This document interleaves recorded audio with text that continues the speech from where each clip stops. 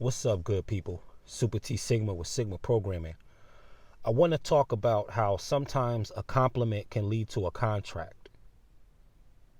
Sometimes a compliment can lead to a contract. We can safely say, after taking the pulse and temperature of this world, that society at large is becoming increasingly less trusting on a lot of fronts. And this puts us in a conundrum. Where we have to question ourselves. We have to question who we're encountering. We have to question their motives. We have to question what they're about, what they represent. You even have doxing culture where people are being exposed for certain things that they may be involved in. They're being looked up, being researched. You have different business opportunities that will require one to research them through the Better Business Bureau, etc. There's a lot of research that is attached now where that is the premise for a persona. Is this preparation that takes place in research. So a compliment can lead to a contract. Sometimes a compliment leads to a contract. You will hear a lot of times or often throughout the book of Proverbs these warnings against flattery, these warnings against the kind of compliments that can come backhandedly. Sometimes this is, and in most instances, this is what's referred to as flattery. These are the motives that are attached to flattery. It's usually with the intention for somebody to usually get advantage over you. It's usually flattery being preceding a favor. It can be flattery trying to get a one-up, or like I said, it can be a backhanded compliment, a compliment that's set to try to expose someone or lead someone in the wrong direction. Sometimes you'll get this kind of social duel that takes place in alpha energy type of groups where two people will be trying to out alpha one another, and with this can sometimes come backhanded compliments. Like sometimes in political debates also, you can get this backhanded kind of compliment where it's not really a true gesture of appreciation for the person, but it's more so them just trying to get a rise out of the other person, trying to take a dig at them, trying to aim for their weaknesses, etc. So in these cases, a compliment can lead to a contract. A compliment can lead to a contract. You can shake hands with your potential employers, whether you be in a company or freelance. And it's usually a compliment that comes before that, and a compliment in many instances that comes after the signing of a contract. It's usually, why does the contract come? Because you're very good at something. You've been accepted for something. We want you to serve us in some way. You can provide a benefit to us in some way. So agreements are drawn up. Just in the simple exchange of a compliment as good morning, hope you have a good day, there's a contract that takes place. Now the other person can choose to agree and offer that compliment back. Well, you have a good day as well. Thank you. I appreciate it. Or they can deny the contract. They can deny the compliment, thereby voiding out the contract by either not replying back, not speaking, being rude, or expressing themselves in a negative manner, profane manner. There's many ways that this contract can be drawn up, but the agreement is exactly the same. You're either going to accept or reject the agreement, whether it be a compliment or a contract, an opportunity, a contractual agreement.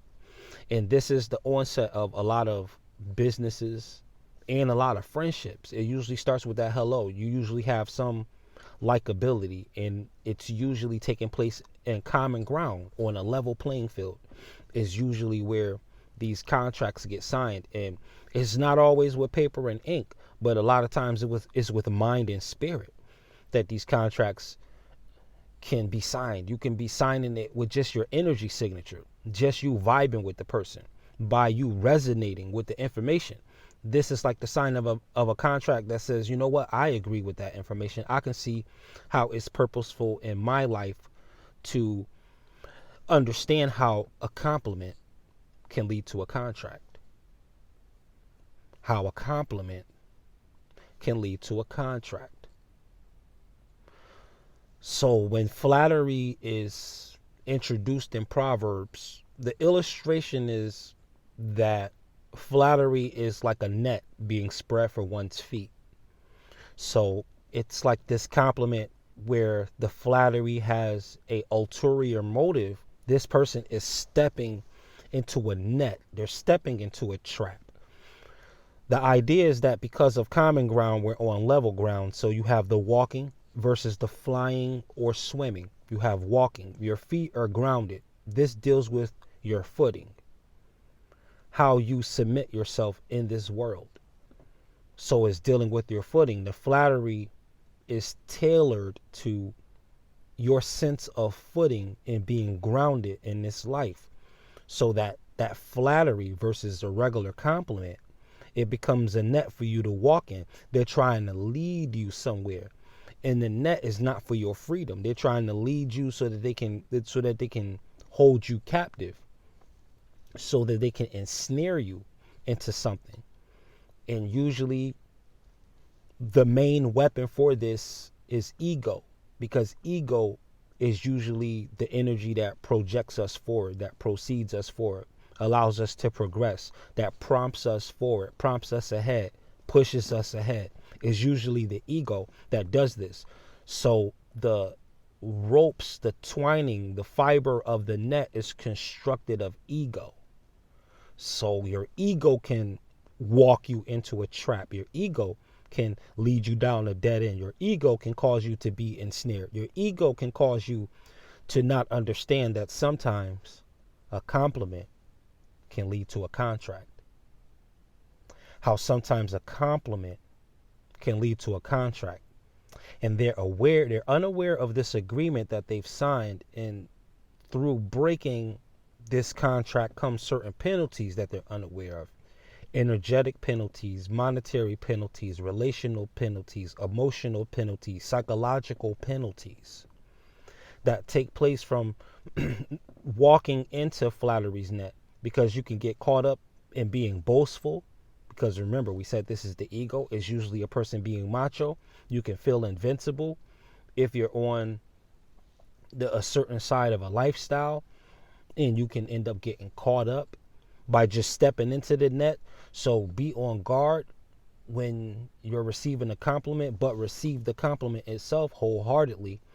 But from that moment, if you decide to go further than a compliment with anyone, at that point, you have to really cut on your discernment switch. Now it's time to start really thinking and analyzing. When the person starts to open up, well, I'm from here, there, this, that, I got this going on, this kind of business.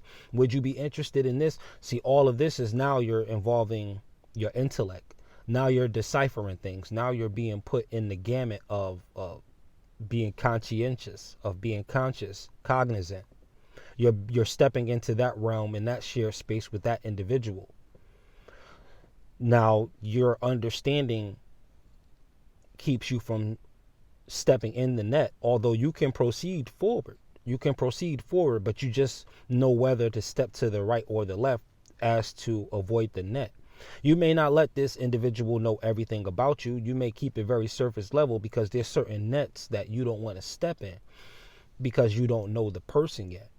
You're being presented an opportunity, but because you don't know the person who's presenting the opportunity to you, you're being careful of your footing. Proverbs always talks about being careful of your footing. And what is Proverbs? It's two words, proverbs. So it's before action. Proverb, proverb, before an action. These statements have everything to do with what takes place before an action. These things benefit you in a way that takes place before the action. This is a proverb. Before the verb. It's proverb also in support of verb, in support of action, in support of faith with works, in support of action. A proverb. We are proverb. We are not pro inert. We're not pro do nothing.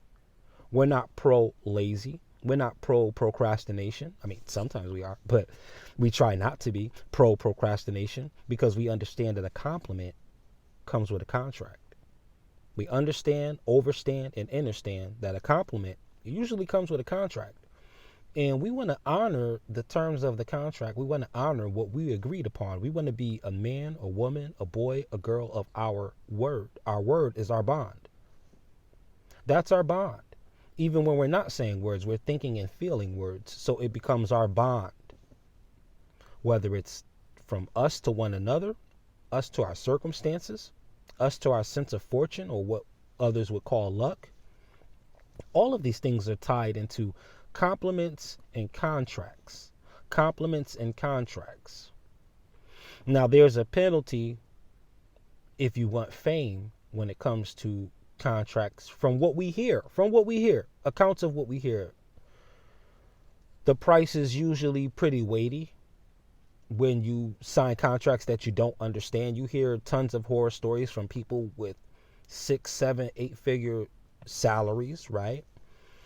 And if those people have those kind of problems, how could we stand a chance being barely thousandaires? So we got to understand the contracts. And what do they always say when it comes to like industry and entertainment stuff? Get you a contract lawyer or an entertainment lawyer. It has to be a lawyer that's specific to what you're endeavoring. But on a social day-to-day interaction, you just running into the average Joe or Jane. It's just the contract of what the energy is when you're speaking to somebody, when you're passing them by. You know, what that energy is. Is it greeting? Or if you're both about your business, is there a contagious kind of anger? Is this person having a screaming match on the phone as they pass you by? And does that trigger an argument that you may have had before you left the house? There's contracts flying all over, even to the point of being able to communicate. Even all of that has a contract also. So whether it's anything dealing with money exchange or anything dealing with information exchange or verbal exchange or energetic exchange, it's all based on agreements. So it's all based on contracts. And to take it a layer deeper and a level higher, in your thoughts, there's certain agreements. And there's this push and pull. And there's this tennis match. There's these negotiations. There's this mediation that takes place. Because deep within you, on the God level, at your soul's level, you know that a compliment usually comes with a contract. So when we take compliment, not just meaning a polite gesture, and when we take a compliment meaning a way of accompaniment to accompany something, to say that this person compliments me because what they bring to the table is such and such, this and that. To compliment something has everything to do with your consistency with how authentic you are to what it is that you represent, what it is that you're putting forth into the world. Are you consistent? Does your actions complement your thoughts? Does your lifestyle complement your belief system? Do your mannerisms complement your principles? So one thing being an accompaniment of another is another definition of compliment. But in either definition of compliment, you still have the contract. So this is how compliments can lead to contracts. And this is how in each compliment, whether you're receiving a compliment or complimenting somebody or accompanying a certain principle, it's all wrapped up in contracts. So again, this is Super T Sigma of Sigma Programming. I thank you for your time and attention. You already know reaching is teaching. And hey, if 1 million views means 1 million videos, so be it. And in the meantime, continue to vibrate high, people. Peace.